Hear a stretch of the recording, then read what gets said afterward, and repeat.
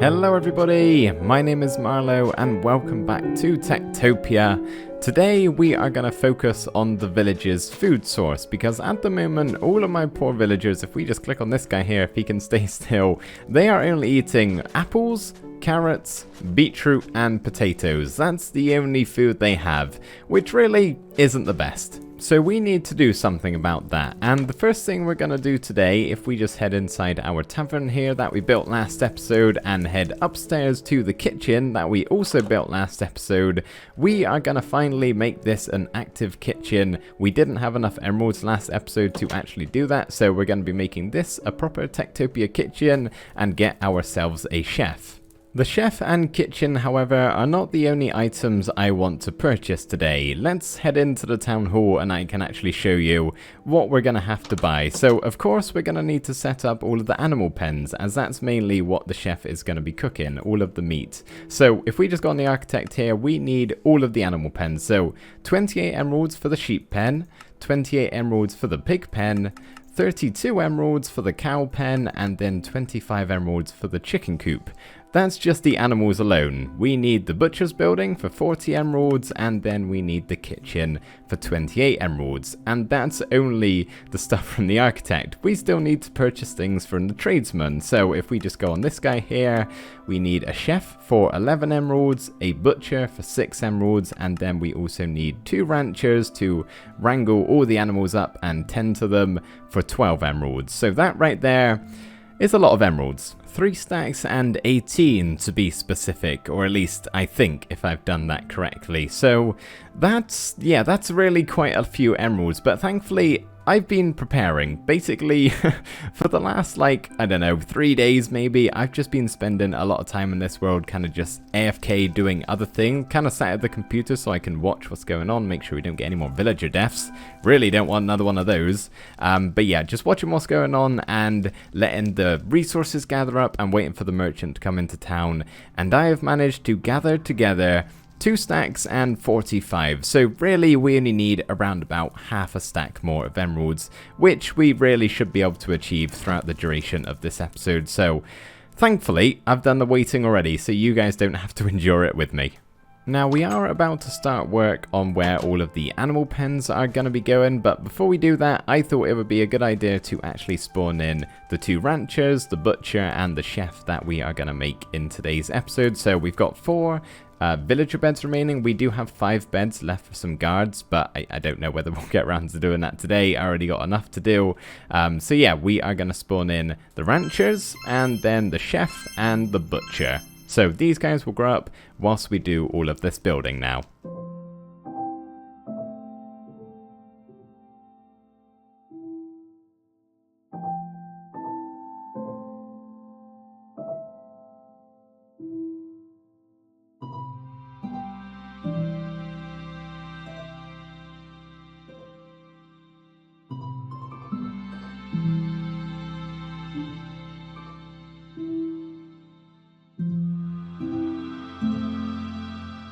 So yes, the animal pens are going to be utilizing this final spot over here at the end of the ravine. We have our barracks above, the mines below, and originally I was going to put the blacksmith in here. Oh, another guard dying from a zombie. Don't worry, she's got it. But we ended up putting that one in the mines, so instead I thought I would put the animal pens down here. Now, you may be wondering, isn't that a bit cruel to keep the animals down here underground with no sunlight whatsoever? Yeah, it is, but this is kind of meant to be like a dwarven-inspired village, right? So, no offense to the dwarves, but I don't really think they would care too much about the animals' well-being. So, you know, it's not the worst conditions in the world, but it certainly could be better. Plus, if I built on the surface, they have to then go out every single day, and it's just not very safe. So, yeah, although it may not be the best treatment of animals, it's kind of what I got to do. So, we got 4 pens sorted out, each of them for the animals. I'll do maybe a little bit more explaining about how the spacing works on this, because it always is a little bit confusing, so I'll try my best to articulate that when we actually move some animals in. But yeah, we got all of those ready to go. and I haven't started on the butchery just yet. So we're not going to do 2 butcher's buildings. We're just going to put a token in the middle here and have 2 doorways just in case we ever get 2 butchers, making it a little bit easier for them to kind of like go back and forth between each other. They don't get stuck in the door or anything like that. So I have no idea what I'm going to do back here. I'm just going to try and fill up probably about this size space. I may even go back a little bit more, just a couple of blocks, and yeah, I'll see what I can come up with in here, and hopefully it's passable. And you guys know I like to aim for passable with my builds. No, just kidding. I'll try and come up with something that looks pretty cool.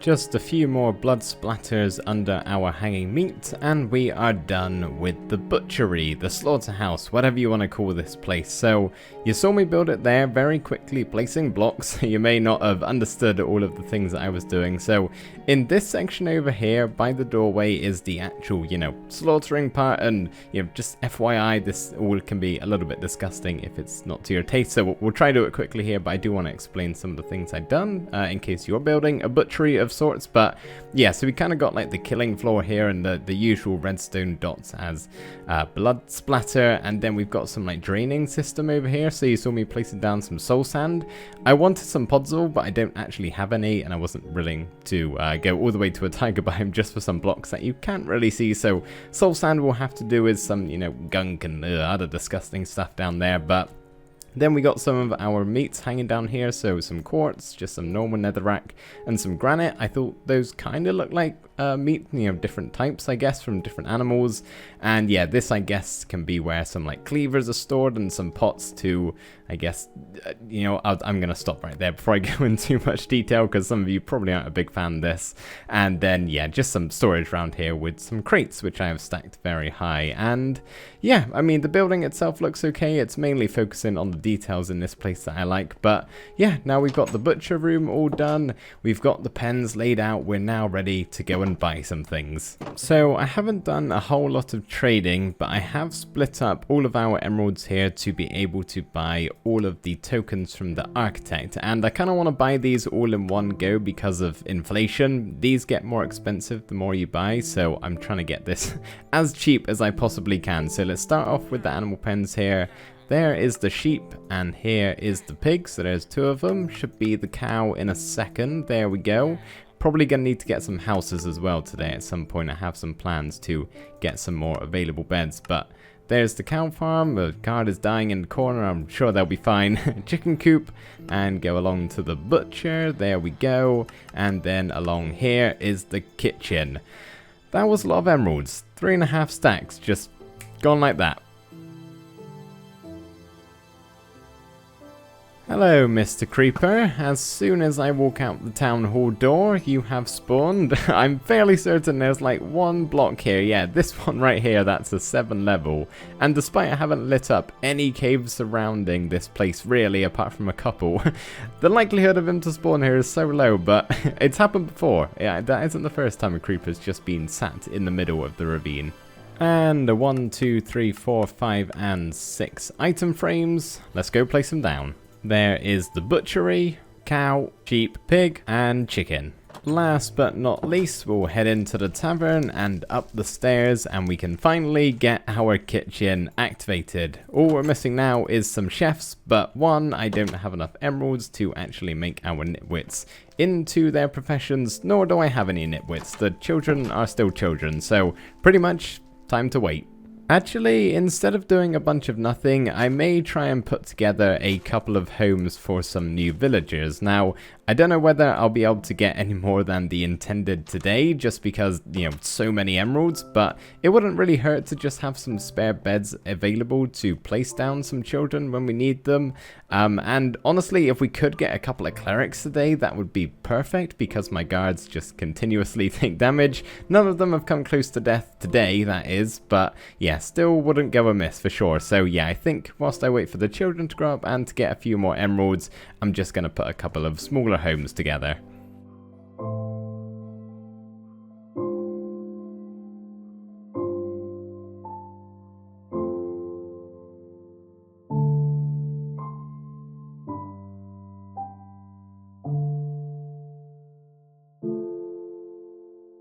Around 45 minutes later, and I have completed 2 homes. The first one is over here actually, which is quite a large home. It's the biggest so far, I think. At least it feels like it is. Anyway, it's a 6-person home. I'm not entirely sure whether we actually have the 72 floor spaces needed for them not to feel overcrowded. It was enough room before I started placing in all of the other blocks, but even if they do feel a little bit overcrowded, it's not that big of a deal. They get a big happiness boost from being at home anyway, so if they lose a little bit in the process, it's not that bad. But yeah, this actually I think might be one of my favorite homes that we've set up. I'm not really sure why. I think I just quite like the shape of it with the 2 pillars here and the, you know, non-symmetricalness of this whole place. I really quite like it. So we've got a nice little fireplace over here, using an armor stand as a little bit of a different table, a nice place to read, I would imagine, although there's no bookshelves in this place, so not too sure where they're getting the books from. But yeah, of course, 6 beds, table in the middle, another smaller table over here, and that's about it really. Obviously can't place down too much in the homes, otherwise you lose out on floor spaces. And as you can see, our children have grown up, which, it's the middle of the night, they should be looking to go to bed. Okay, that one has. I'm not really sure what you're playing at. Hopefully you're going there now. But the other home that I've set up is over here, which is a smaller 2-person home. Much smaller than the other one, as you can see. Not a whole lot going on in here. But yeah, apologies for the lag, by the way, guys. I think I forgot to turn my render distance down before I put shaders on, so it's getting a little bit rough. But yeah, we got the 2 homes set up, which is really nice. So we now have, or when we get the tokens in, we will have at least 8 spare beds left in the village. I always get a little bit confused when we check out the book and see how many spare beds there are, because I'm not entirely sure whether or not the barracks beds actually count towards that or not. But yeah, I struggle to keep track of it. But yeah, we got the 2 homes built up now, and as you can see, I've got my emeralds ready to buy some things. So we need to head down to the town hall just round here. And how do you guys like the shaders, by the way? I put these on every now and again just to give you a little glimpse at what they look like, and I'm not sure if you guys have seen it at nighttime for a long time, so yeah, here you go. I mean, you got a good enough look in the time lapse, I think, without being a little bit crazy with all the movement going on. Did the architect or tradesman, yep, just disappear in front of me? So we actually need this guy, and I think I'm unable to click on him. Got the exact amount of emeralds needed. So we wanted 11 for the chef, and then the other professions were all 6. So yeah, I've just about managed to get enough needed for everything I wanted to. So we can go ahead and buy 2 ranchers, just like that. Scroll across a little bit more. There's our butcher. I think the order of these have changed actually for some reason. That's strange. But then we can go all the way to the end and find the chef. So there we are. Awesome. I'll go find the nitwits now and hand these out. Well, this is awfully convenient. All of the nitwits are here in this one room, all asleep for once. There's usually at least one of them roaming around somewhere, but let's take a look at their intelligence stats. So Amy over here has 19. Tura Greylock has 19 as well. That's strange, same intelligence. But Sean Bass, I recognize that name. We've had that one before, definitely, with 28, so that's a lot higher. And, oh, Mecklin. Mecklin the Endless also has 28. Oh, that's strange that the 2 boys over here have 28 and the 2 girls have 19. Very strange. But anyway, what would you guys say are the most 2 important tokens here? I would say since we have 2 rancher tokens, we could maybe make the girls the ranchers since they have less intelligence. Just those 2, not generally.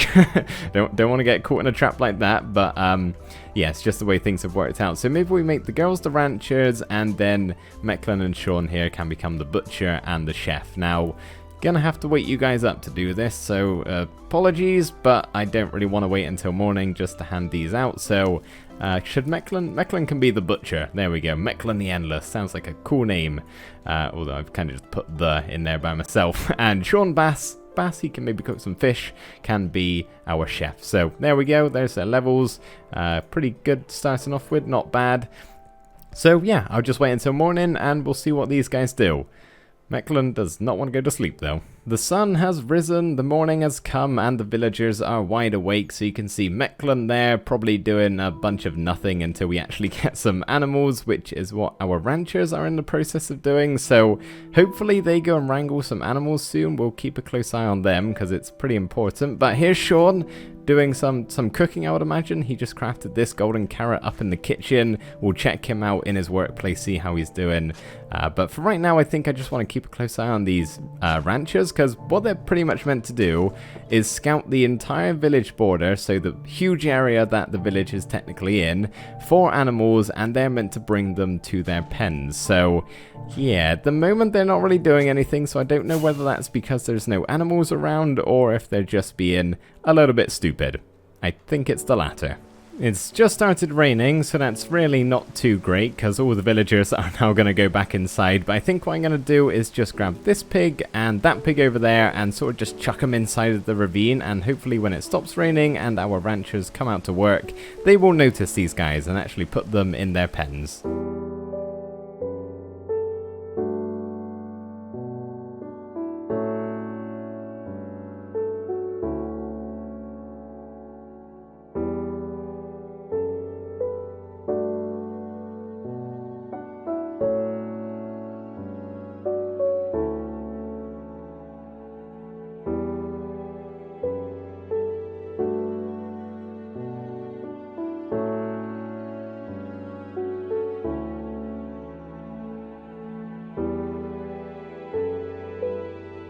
The rain has stopped and our ranchers, as well as all the other villagers, are now back in action. And come on guys, you're going the wrong way.